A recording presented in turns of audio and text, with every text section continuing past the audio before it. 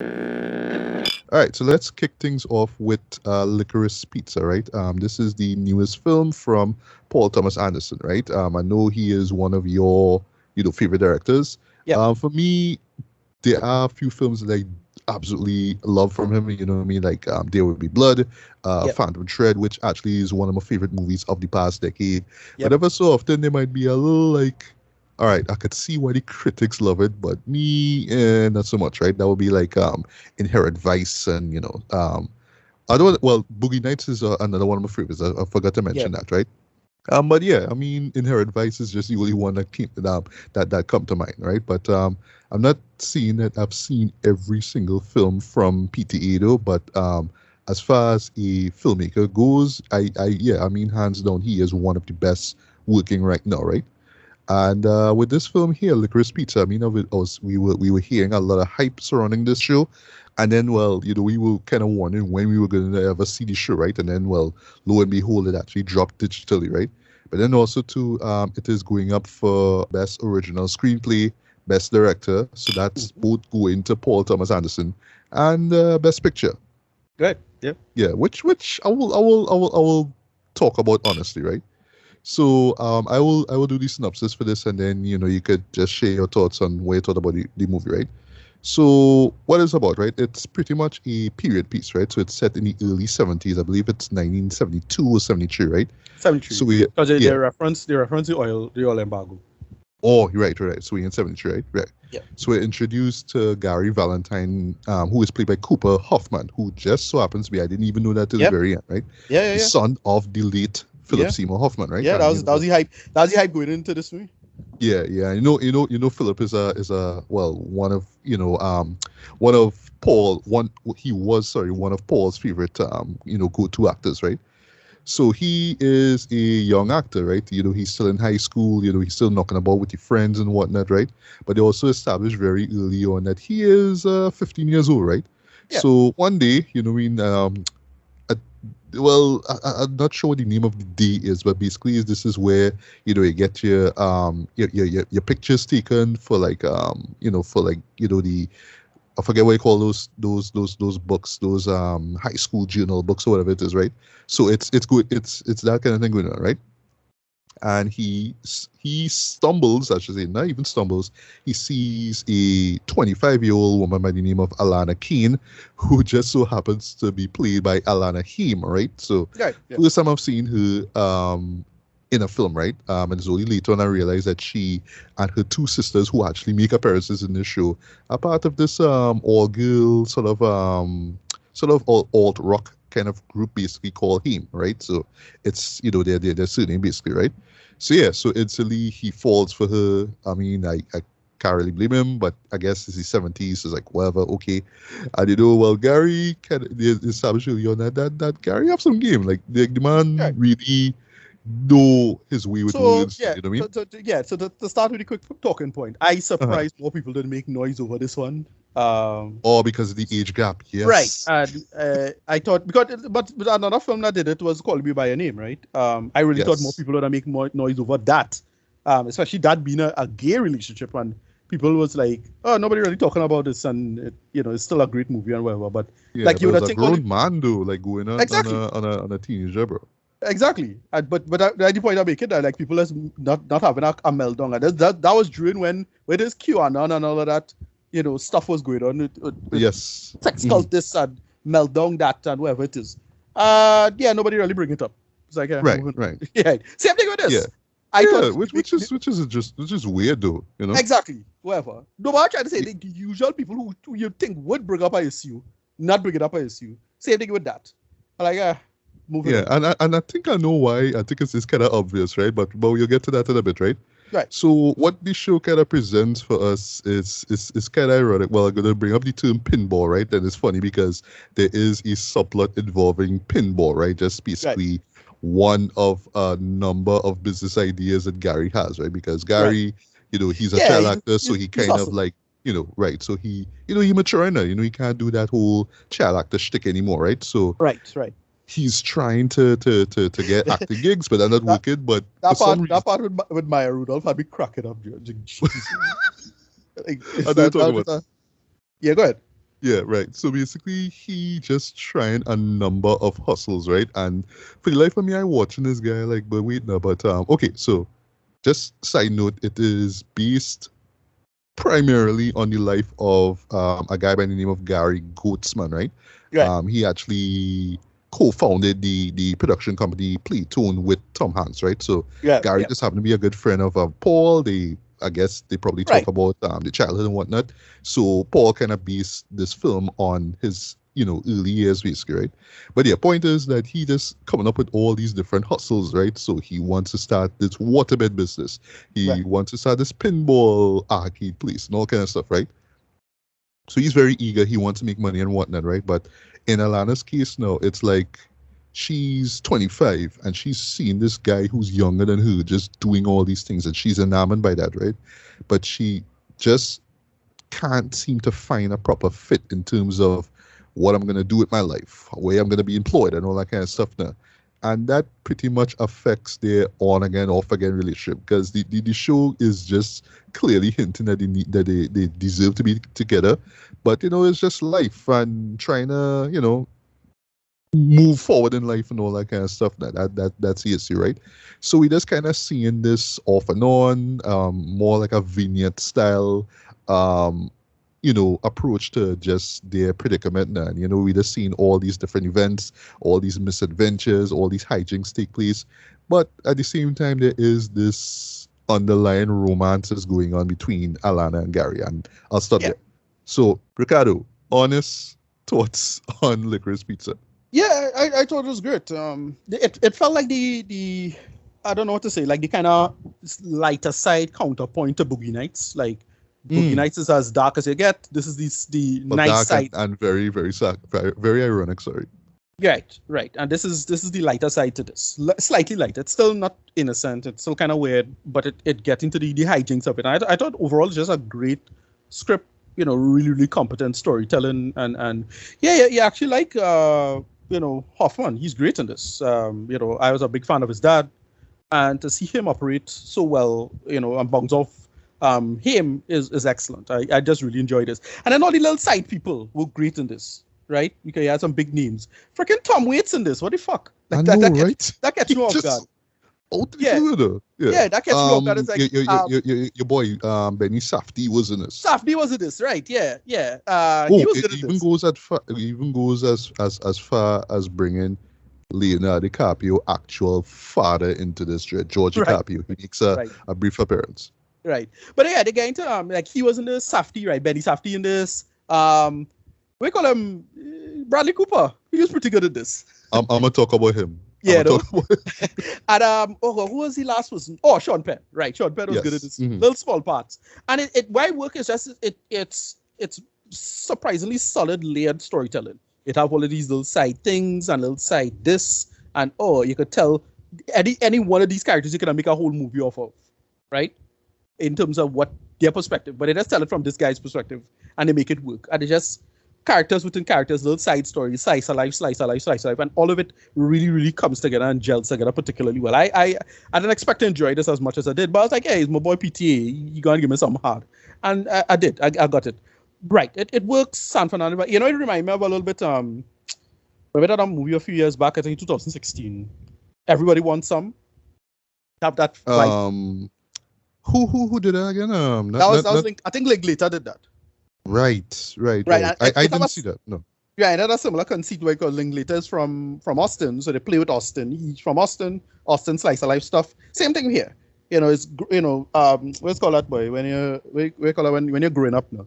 I forget that type of story. Coming of age. Coming of age. Yeah. Coming of age, right? And that's what I was thinking about. It's just a solid coming of age story. They make it work. Again, ignoring the problematic central conceit of the premise, which again didn't really bother me, but again is much like with Call Me by a Name, is if you're outraged by that or not, or if you can make it work. So I don't know. It's up to all you. I am not outraged by it, so moving on, even though it's not morally consistent. Right? We could leave it there, right? It's just good acting overall, good world building. Again, as usual with PTA, great camera, set design, cinematography is fantastic. Yeah, I just really enjoyed this. And then here's the main thing. It's a pretty funny movie. It's very, very well written. good acting, how they bounce off each other's really well. As I say, have a moment with their characters who's Lucille Ball. She's great. Yes, With the yes. pillow. Who plays her again, man? Let I me forget the see. actress. I can yeah. Christine Ebersole. Right. And this great moment with the pillow. That was funny. And Mm. yeah, it just come back to bite him, and the little things could fuck up your career. Like it's like it. And yeah, they make it work. I really dug it for what it is. I didn't expect to enjoy it as much as I did. But it's still great. Yeah. All right. Well, for me, right? Here's the thing, right? I'll give a context, right? So this was about to hit theaters. Well, actually, I think a few days from us recording this right now, it's supposed to be hitting Caribbean cinemas, right? So, but it was pushed back a few times. But my plan initially was that, okay, well, if this is the only place I could see it, that's where I'll go, right?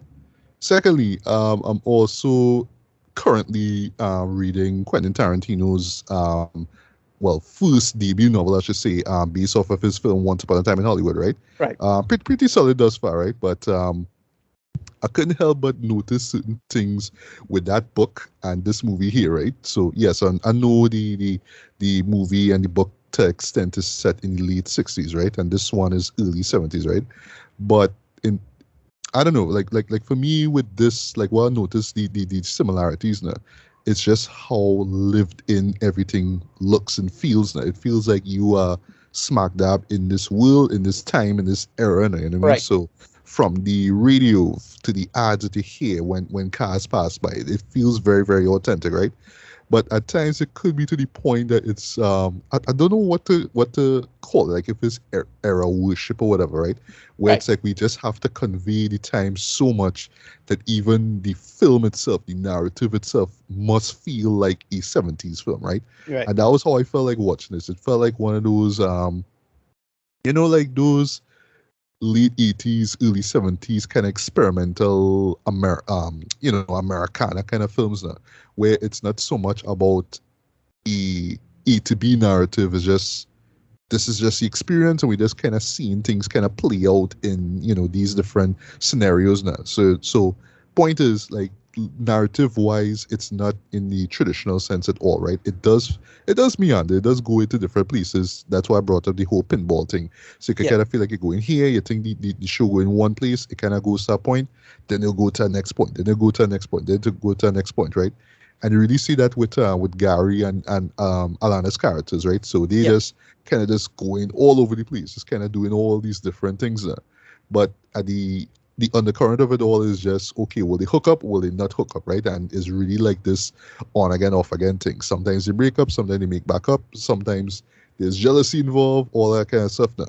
So I know for some people, they might just kind of watch this like, all right, like, there's a narrative, but they're not really it's not really roping you in there, you know what I mean? But to be fair though, because of how compelling and how just well laid these characters are, you find yourself engaged and to an extent now, you know what I mean? But yeah, I do admit though that it does really feel like 70s worship at times. Like, oh my god, like, we love the 70s so much, and the 70s, right? It's even way more ridiculous with the Tarantino book boy, because the man will stop and just reference all these notes and all these factoids about directors and producers and stuff like that, right? Here it's just more about, okay, these are the times, this is what people were wearing, all that kind of stuff, what people were interested in, as you talk about the the embargo, the oil embargo stuff, all that kind of stuff. They'll just stop and tell you these things now. But at times it will feel like, okay, like if you were there, if you lived within those times, you would appreciate what's being said a lot more. You know what I mean? It could kind of feel like that, right? Especially for people like us who weren't born in the 70s or weren't in the United States at the time, right? But it is what it is, right? But it really, for me, who holds this movie down is PTA boy. This guy kind of just knows how to maneuver his way through this world, even though you will, like, for me, you're just kind of wondering, okay, where's the story really going? Because at one point, the is about this guy trying to get an acting gig, then all of a sudden he wants to sell waterbeds, right? And it's not like it just pops out of the way. There's a reasoning behind it. And then the waterbed thing kind of leads to meeting up with Bradley Cooper's character. Yeah. who by the way, why he I just love, I come through love, with a scene stealing performance, way. yeah, Like, I love how it resolves itself with the gas of the truck, and it's like, oh yeah, you forget that yes. San Fernando have a bunch of hills and you could do some shit like that. Yeah, Um, yeah, yeah, yeah. yeah, Well, yeah, without spoiling anything, right? But yeah, yeah, but Bradley Cooper though he plays well actually he plays a real life character by the name yeah, of John Peters, right? yeah. He is, or sorry, was a producer, and he was, I think, former boyfriend of Barbara Streisand. You're right. But the way how Bradley plays him, Dread, is like he is clearly coked out of his mind and kind You of know, bordering on dangerous. But yeah, it's just the frankness, just the way how he talks yeah, and moves, though, it's just it's so manic, but it's so funny at the same time. Though. yeah, yeah, Like for yeah, me, he stole the show. But yeah, the show just really goes in all these different directions. I know for some people it might be like, all right, like the show not focused, like what's going on. But for me, I right. just kind of saw it like, no, it's just a year in the lives of these characters, and we're just seeing how, how they change over time. You know what I mean? Yeah, no, Yeah, it work in that sense. So you don't really, it's not so sort of a focus. It's like, oh, it's just, the life of a set of people now and how to make it work.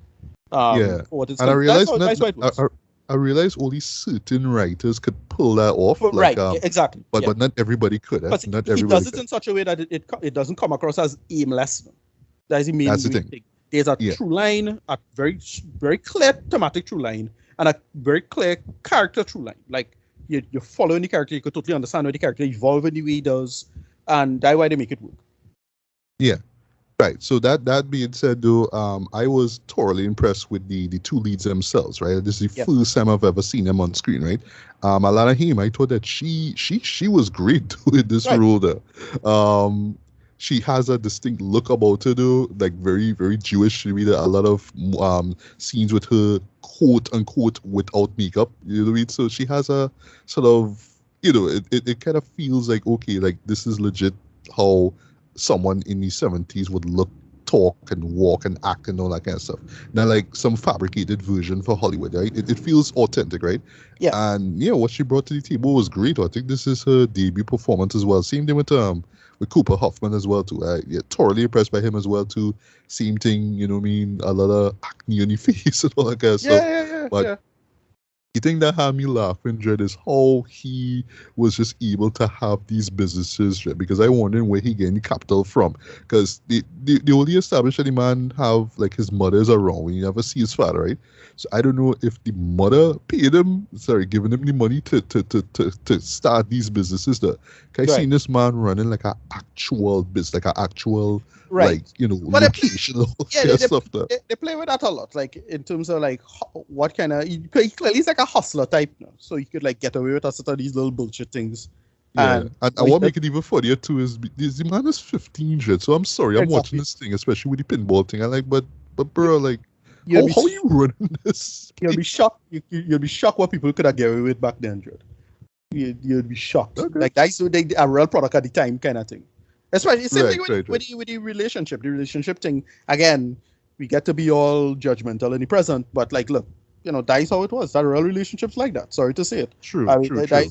it only started to sort itself out when it started to get real obvious, and it's like, all right, well, people had a power line on this now. So it's like, Yeah, yeah, but yeah, back then, I think for me, right, the reason why I didn't really this discuss Butterman, right, yeah, was because it wasn't like compared to something like Call Me by Your Name now, it wasn't about that. It wasn't exactly, zeroing in on that. right, It was just right, like, right, okay, they're just kind of there, but they experiencing things and all that kind of stuff now.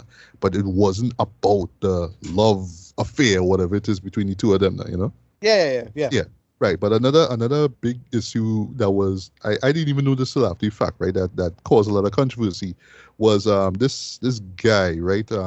This businessman character. He's played by John Michael Higgins, right?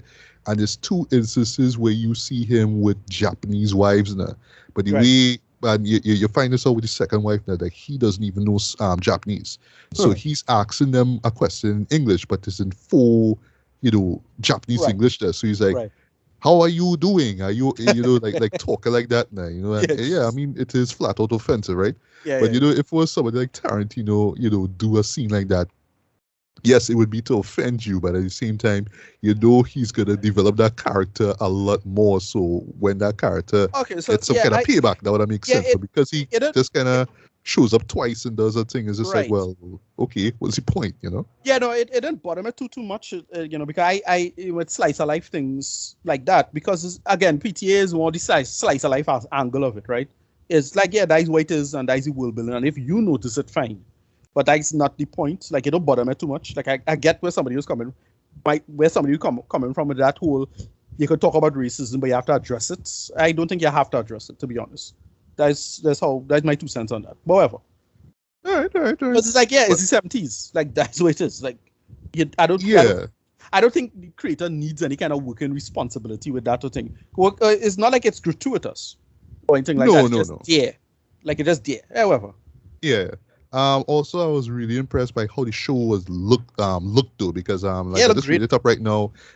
They shot it on 35mm, so like I was seeing that green and all that kind of stuff. But I wouldn't lie though, this is a gorgeous looking movie though, like just so well shot. I was just loving the cinematography and especially the camera movement. But there's some great camera movement shot, a lot of great long takes as well, particularly with characters moving from place to place. They even do this little recurring theme of characters running towards each other, so you see Alana and Gary running together, running towards each other, all that kind of stuff, and it's gorgeous. I love it, right?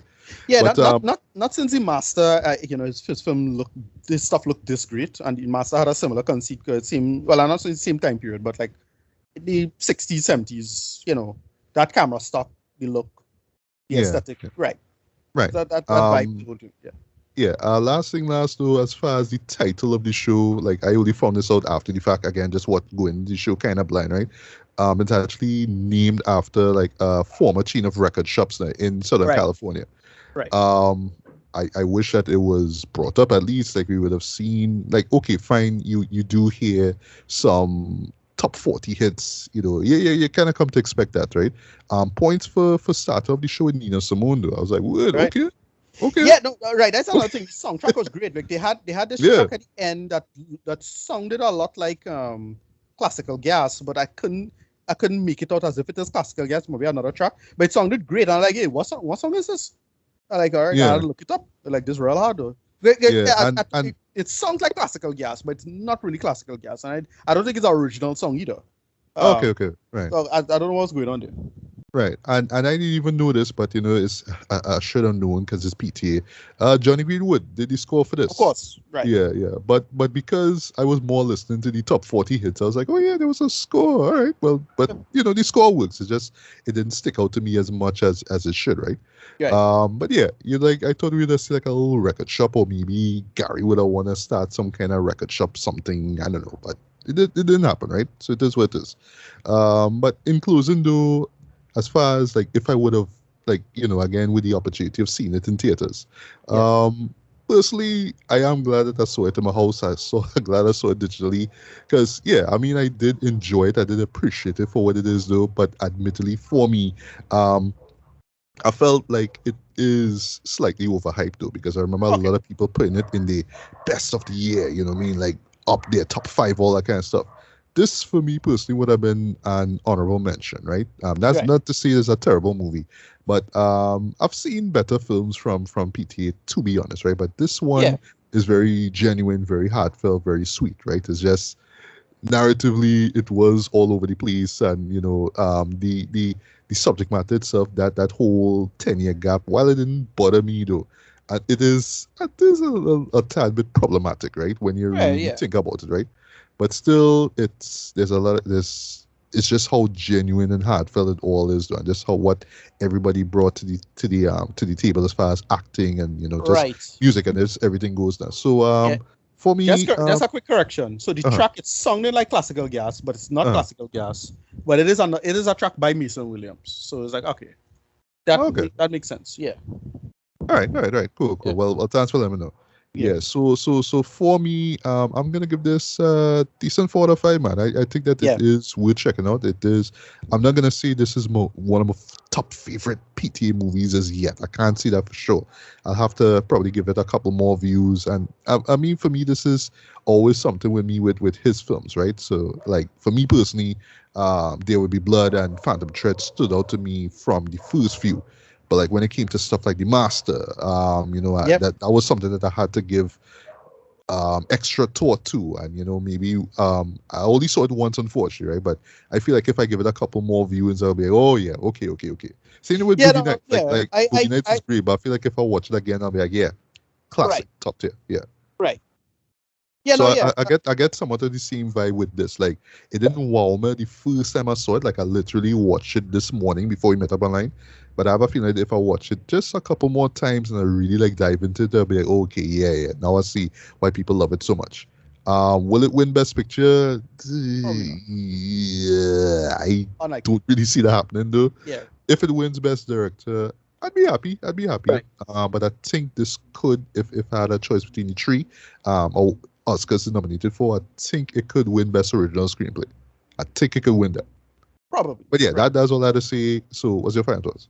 Yeah. Ratings wise, I had in my head like something along the lines of like a very high 8 out of 10, probably a 9 out of 10, to be honest. I just thoroughly enjoyed it for what it is, or why it works, and everything just comes together so well. It's just excellent filmmaking and craftsmanship across the board. I can't be mad at anything. But yeah, moving on. So that's how I think about it. Yeah, and last thing, I really do want to see Alana Keen and Cooper Hoffman move forward, I should say, with this acting career of theirs. Way, I think that they could, they will potentially, star in other great films in the near future, man. Because they just came through with just two of the best debut performances I've seen like in a long while, man. So sky's the limit for them. Yeah, Hoffman have a future. I mean, if he editing like he did, then we're expecting a bright future ahead. Yeah, agreed. Well, career-wise at least, sorry, not life-wise. Because yeah.